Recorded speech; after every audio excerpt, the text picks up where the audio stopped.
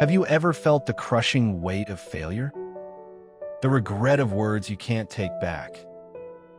The shame of choices that left scars? We all have moments when life whispers, "You're not enough," and maybe today, you feel like you owe a debt you can never repay. But there is good news. The debt has already been canceled. This is the story behind one of the most powerful hymns ever written. Jesus paid it all. Think about it. We live in a world that constantly demands more. Do more, earn more, be perfect. But in the quiet, when the noise fades, we know the truth. We fall short. The Apostle Paul put it plainly in Romans 3, verse 23. For all have sinned and fall short of the glory of God. That truth was not just for us. It was also true for a widow living in a time of great national hardship. She had known the ache of loss, the silence of grief, and the quiet doubts that ask, "Does God still see me?" One morning, she sat quietly, her thoughts heavy with the burdens of life. The weight of mistakes, the fear of never being enough. And then, words began to rise from her heart, raw confessions mixed with fragile hope. She took a hymnal and scribbled onto the inside cover, "I hear the Savior say, 'Thy strength indeed is small. Child of weakness, watch and pray. Find in me thine all in all.'" That small act of writing in the margins was the spark that would ignite one of the greatest hymns in history. Afterward, her verses were matched with a melody that had been composed in the same community. It had no lyrics, only music. When her words met the melody, something miraculous happened. They fit together perfectly, as if heaven itself had stitched them in secret. And so, the hymn "Jesus Paid It All" was born. The timing could not have been more divine. Society was recovering from a season of hardship and loss. Families grieved, communities struggled, and hearts longed for hope. And in that moment, a song emerged that whispered, "Though sin leaves a crimson stain, it can be washed white as snow." The hymn's lyrics cut straight to the heart. "Nothing good have I whereby thy grace to claim." It is a brutally honest confession, a line that strips away pride, all pretense, and excuses. It is the cry of every person who has ever looked in the mirror and seen failure staring back. But the hymn does not leave us there. It takes us by the hand and lifts our eyes to victory. Sin had left a crimson stain. He washed it white as snow. That single line carries the heart of the gospel. No matter how deep the stain runs, grace runs deeper. No matter how heavy the debt, it has already been paid in full. Think about that for a moment. We live in a culture that demands repayment.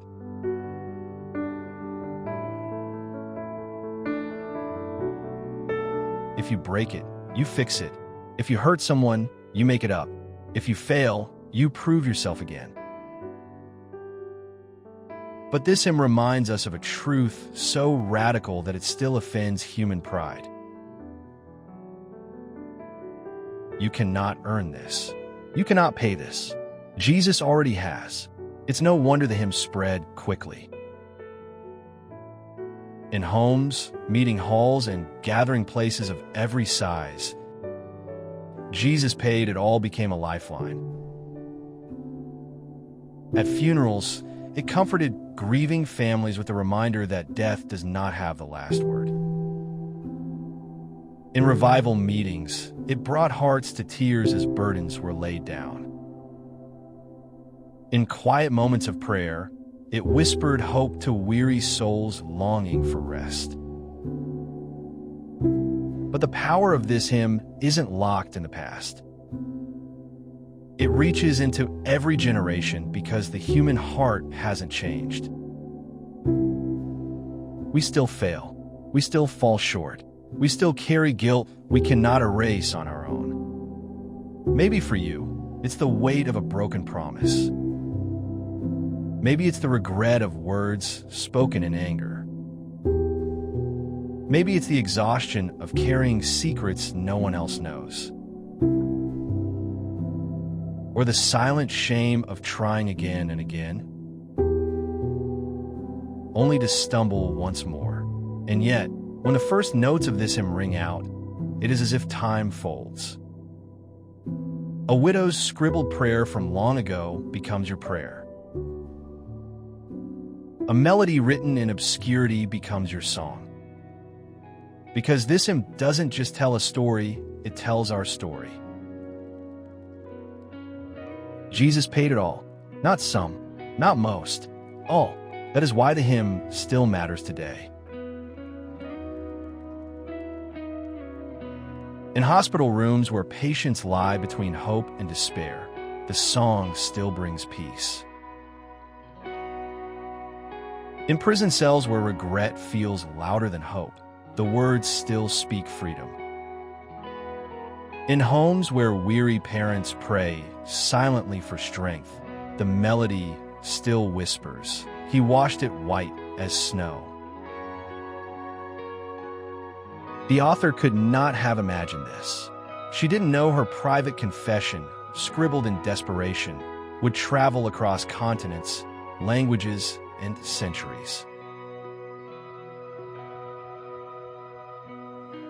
She didn't know it would comfort people, heal the broken, and ignite worship in millions of hearts. But perhaps that is exactly why God chose her.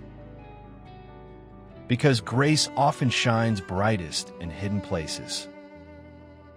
Because the songs that endure are not born from pride, but from brokenness. And maybe that's what makes this hymn so timeless. Because all of us, at some point, sit in the same quiet moment she sat in. All of us know the crushing weight of not being enough. And all of us long to hear those same words. The debt has been canceled. The stain has been washed away. The cross was enough. Jesus paid it all. Alta Mayo. These words are not just a lyric. They're a lifeline. So maybe tonight, as you listen, these words are meant for you. To remind you that no matter how far you've fallen, no matter how deep the regret runs, grace still reaches farther. A widow's quiet prayer became an anthem of redemption. A melody written in obscurity became the soundtrack of hope. But this is just one story. Every hymn carries its own journey born from grief, tragedy, or triumph waiting to be unveiled. If this story moved you, don't stop here. Subscribe to Hymns Unveiled. Tap the bell. Join us each week as we bring these powerful hymns back to life. And share with us in the comments. What does Jesus paid it all mean to you personally? Your story may be the encouragement someone else needs to keep going. Because once you know the story behind these hymns, you will never sing them the same way again.